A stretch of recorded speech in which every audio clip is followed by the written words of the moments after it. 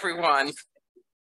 My name is Pauline Nyjander, and I am one of the seminarians here at the Unitarian Universalist Congregation of Princeton.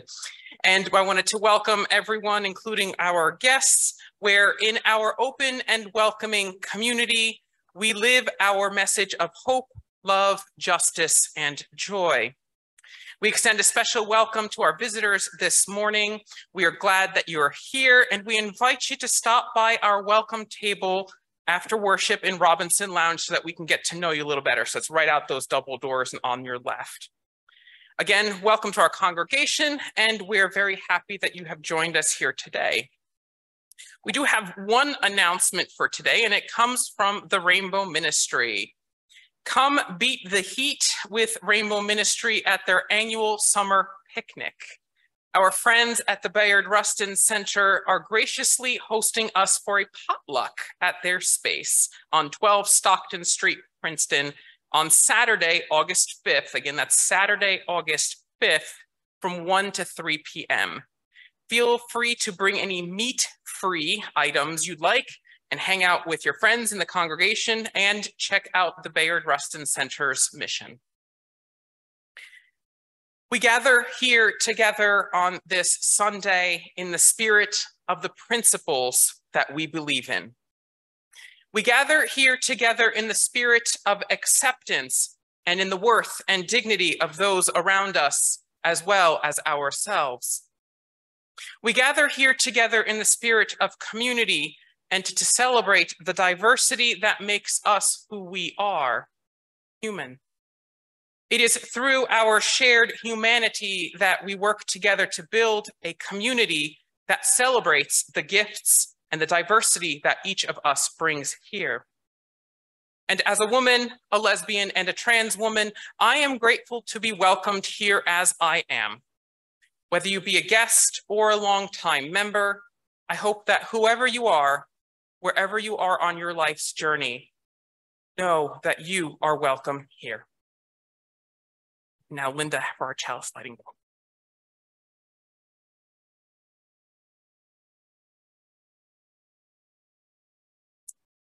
Change is the law of life, and those who look only to the past or to the present are certain to miss the future. John F. Kennedy. Let us first begin by taking a moment just to breathe. Breathe in, out.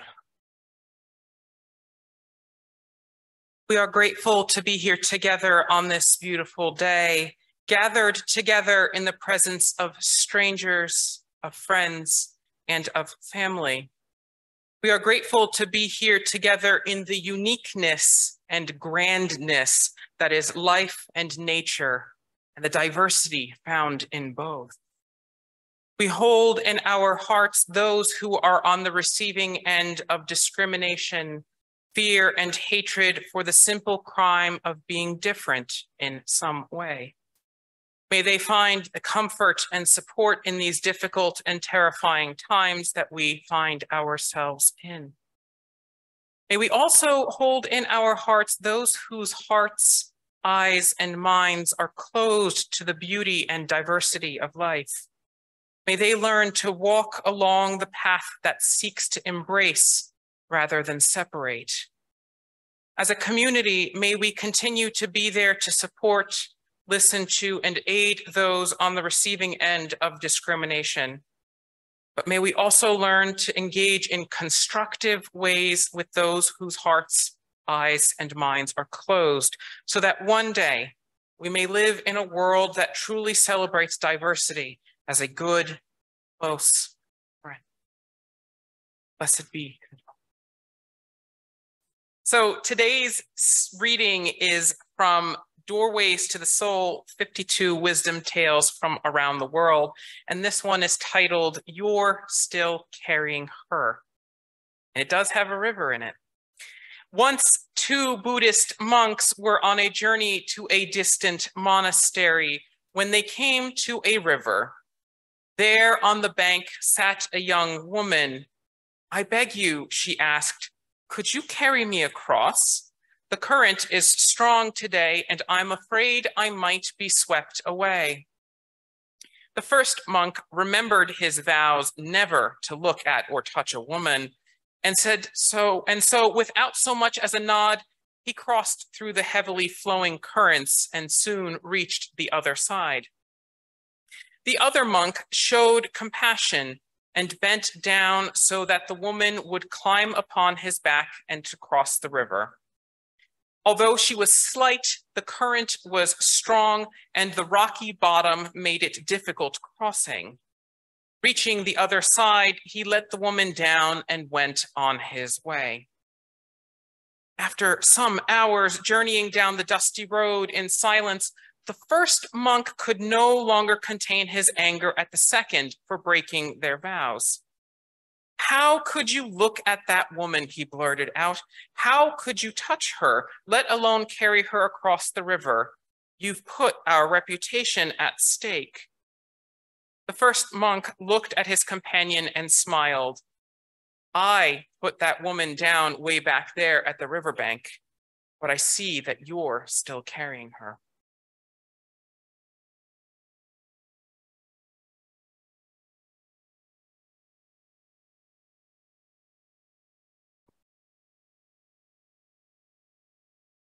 I don't know where my steadfast commitment to following rules comes from, but I have always been what might be called a goody two-shoes, a rule follower, a stickler for the letter of the law.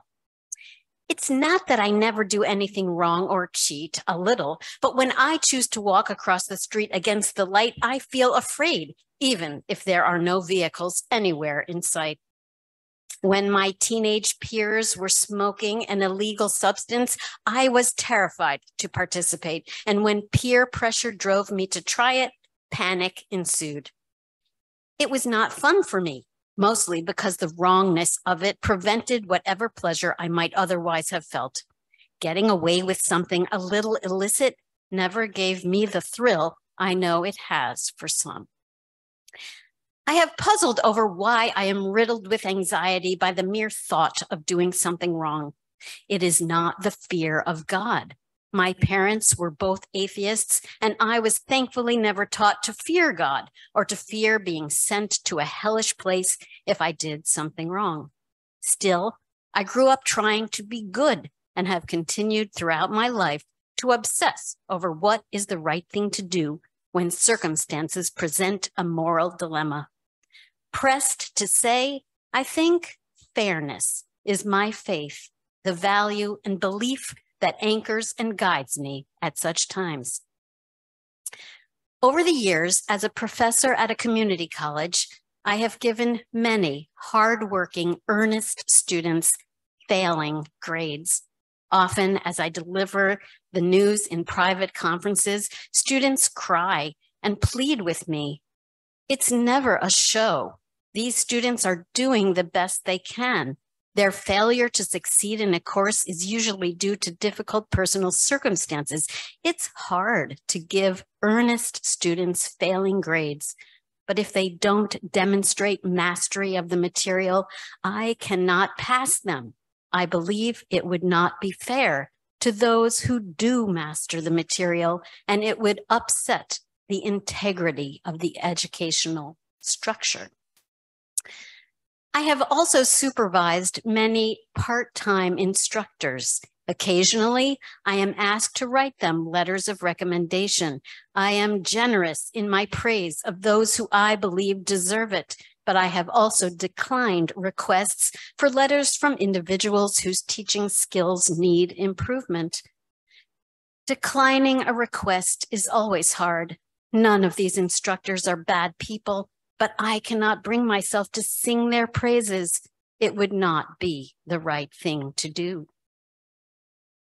One day, in the summer of 2006, I received a request for a letter, not from a student, not from an instructor, but from a person very close to me, my very own dad. As you've heard me say before, my dad was a brilliant nuclear engineer who had a long and successful career working for General Electric Company. My dad supported his family, sent his daughters to college, and was a loving and good dad to me. He was law-abiding, paid his taxes, generally didn't go over the speed limit, never really did anything wrong. However, he suffered from a mental illness that would at times rear its ugly head and cause him to be depressed and, well, a little scary. In the summer of 2006, my dad was suffering psychologically. My mom had passed away 2 years earlier. I wanted him to get proper help, but in typical form, he refused, claiming there was nothing anyone could do for him. Talk therapy? Stupid. Been there, done that. Useless, he said. But now he was a 71-year-old retired widower, and he had committed a crime. It wasn't a violent crime, and no one had been physically hurt, but he was caught doing something untoward, embarrassing, and illegal. Suffice it to say, had this crime been committed by a stranger, and had I been in a position to sentence the man, I would have thought locking him up was the right thing to do. But this was my dad, my poor, pathetic dad, and his lawyer suggested presenting the judge with letters in support of his good character. Not only did my dad come to me for such a letter, but he presented me with a draft of the letter he wanted me to write. While his notion of what I should write wasn't so far off from what I may have written on my own, the chutzpah, the audacity reflected by the draft filled me with rage. Was it not bad enough that he had refused to get help before he did something stupid, that he had now brought shame to himself and his family, and now I was supposed to bail him out with a glowing character description? Oy vey. I wrote the letter in my own words, and I know that it helped prevent my dad from going to prison. I think it was the right outcome. No good could have come from locking my dad up, but I still struggle with my own emotions related to it. Compassion and love for my dad are still, to this day, mixed in my heart with anger and guilt. What about the guy who doesn't have such a daughter? Doesn't he deserve mercy too? Firstly, I would like to say thank you to Reverend Jennifer, to Linda, to John, Asher, Audrey, and Terry, and hello to folks in Zoom and YouTube land, because I realized I forgot to say hi to you earlier, so hello. There is a recent show that started out a few years ago on the streaming service of Disney Plus that was and has still been all of the rage. Now, I'm going to do my best to keep this as spoiler-free as I can for those that have not watched it yet, but I am assuming all the diehards have already watched the show at this point and beyond it, so hopefully I'm safe today.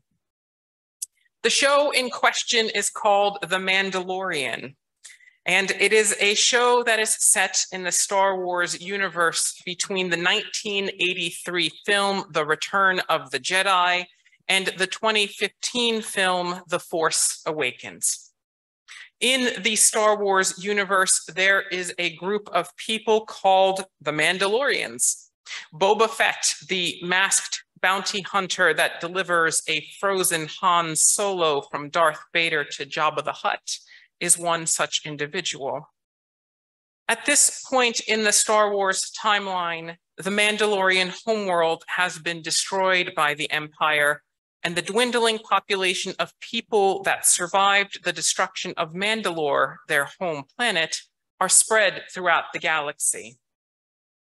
The main character of the show, Din Djarin, played by Pedro Pascal, is another one of these Mandalorians. He became a Mandalorian after he was found orphaned as a young child and was inducted as a member to a sect of the Mandalorians called the Children of the Watch. A few things that one has to keep in mind is that the Children of the Watch are an incredibly strict sect that can seem incredibly cultish at times. One of the main tenets is that once one of their own has placed a Mandalorian helmet on their head and sworn the oath, then they are never to take it off in the presence of another living being. This becomes an ongoing story point as the show progresses, as we are reminded of this fact every few episodes. Now, making his way as a bounty hunter in the Star Wars universe, Din Djarin gets caught up in a number of things going on that involve the ongoing fight between the Empire and the newly formed New Republic. And at one point in the show, while working in disguise as an Imperial stormtrooper with an ex-Imperial officer to try and steal information from the Empire to further his current mission, Din Djarin is put into a position where he is ordered by an officer to take off his helmet. After almost 2 seasons of us, the audience, being reminded of his oath to never remove his helmet, he is put in a position where he must decide whether or not to remove it. If he removes it, he breaks his oath. If he doesn't, his mission fails.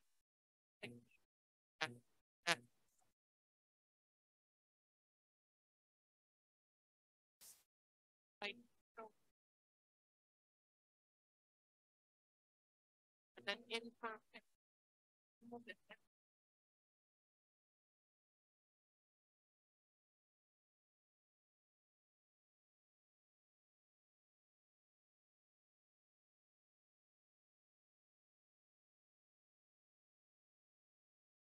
And repression of his actions.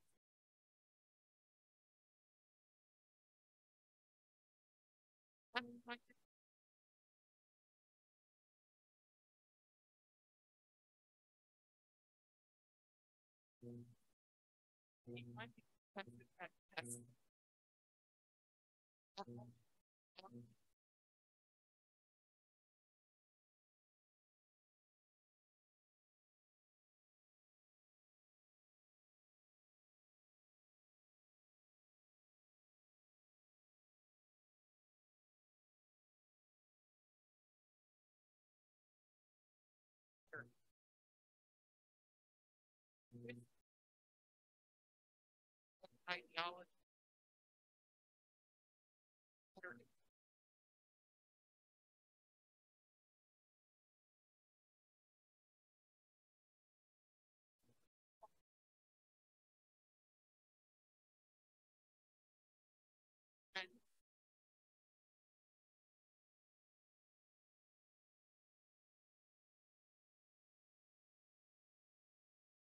The rules and boundaries that we have put up around ourselves and our institutions that are meant to protect us and define who we are as people.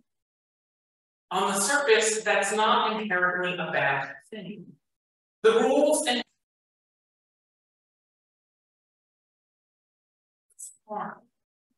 these same rules and principles may be what helps to guide us to grow religiously or spiritually.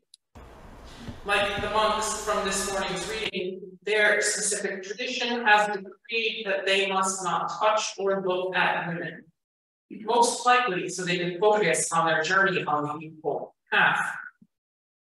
But a problem may occur where broad brushstroke rules that are meant to protect or guide and grow come in conflict with the reality of a nuanced situation and are then used to enforce a blanket ruling. In this case, it's the monk that chose to pick up the woman and carry her across the river. It's Din Djarin choosing to remove his helmet in order to complete a mission that we, the audience, know is of paramount importance that he completes. In our everyday lives, we see these types of broad brushstroke rules being implemented nationwide. Steeped in unbending, unyielding rules and boundaries, Grounded in what many purport to be their faith traditions, they're being applied to our everyday lives without a second thought as to the nuance of the situation or the growth that has occurred in our knowledge of the world around us, as well as the people and society at large since the creation of those rules and boundaries, or even the justifications behind those rules and boundaries. All one needs to do is turn on the national news to see broad brushstroke rules are being applied to reproductive health care that can and has placed lives of people at risk. Doctors being too afraid to act and trying to save a life of their patient for fear of being sued, losing their license to practice, or being arrested. It is healthcare that our unique principles and values say should be between a doctor and their patient to decide on what the optimal course is. Broad brushstroke rules being applied when it comes to the treatment of transgender and gender non-conforming youth, steeped in the monikers of protecting children without taking the time to realize that in an effort to try to protect them, we are causing them and those that love and protect them more harm than good.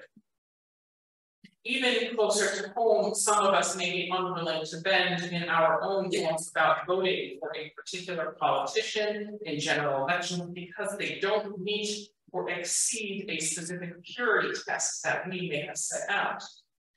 Absolutely, we should be voting for the things that are most important to us. But what happens if a politician only meets 90% of what we want? 85%? 80%? 75%? Do we choose not to vote? We don't completely know what repercussions happened to the monk that picked up the woman and carried her across the river.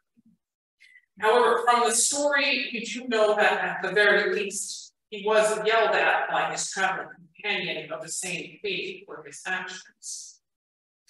If we rewind the story a little bit to when the monks first encountered the woman, we find out that the second monk showed compassion and bent down so that the woman could climb upon his back to cross the river. One could almost imagine themselves in that particular situation. A person asking us for our aid. It could be in help for crossing a river, or even something like asking for a letter of recommendation. We may stop for a moment and our minds begin to think about the situation.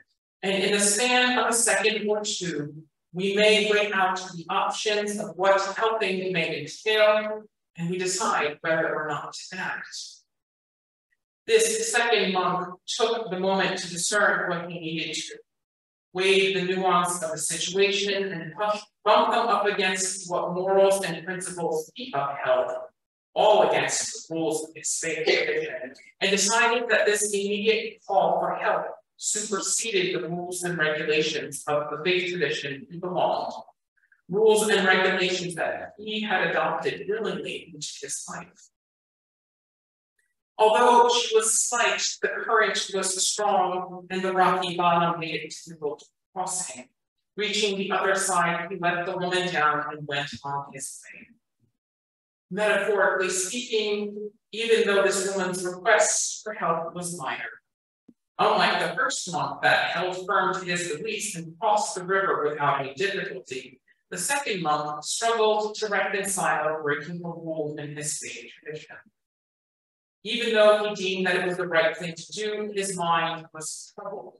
But he was able to set her down on the other side of the river, and he has accepted that his actions, after much discernment and weighing options, his was the right choice.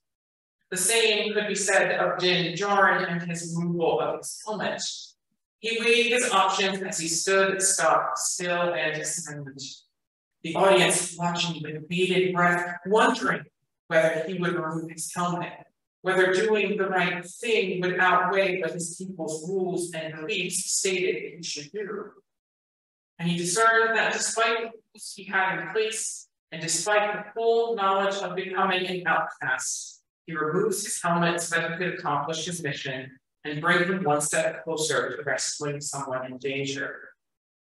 What is interesting to note is that as the episode moves on, unlike the first monk of this story, the ex-imperial officer doesn't yell or mock at Din Djarin for finally taking off his helmet. Instead, he recognizes the difficulty of a situation that he was placed in and tries to help ease the difficulty of possible fallout from the decision that was made. But one thing we must not forget is the other that is on the receiving end of some of the rules. The one held back, the one whose life is put in danger, the one who is ostracized by those unchanging beliefs and rules. How would it feel if we were that woman asking the monks for help? Unsure of where to turn for help, she took a chance and asked for help from people that were least likely to give her aid. One decided to abide by the rules in place and ignored her. The other took a chance, discerned that their faith tradition was wrong in this instance, and did the moral thing and helped the woman in need. Now, over the past few years and continuing into the coming months and years of our own UU tradition, as a broader body, we have been and will continue to examine Article 2 of our UUA bylaws, which lists out our principles and values. Principles and values that have served us well for the better part of almost 40 years and have guided us to the point that we're at.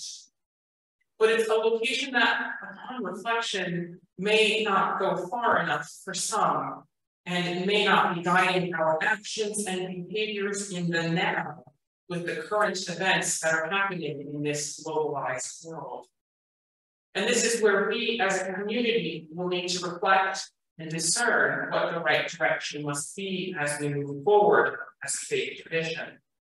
And in this discernment, I would encourage us all to think about not only what we hold dear about our traditions, but to keep in mind the woman at the river crossing, to keep in mind those who may be affected by broad principles and policies that don't account for nuance and can cause people to feel left out and unwelcomed.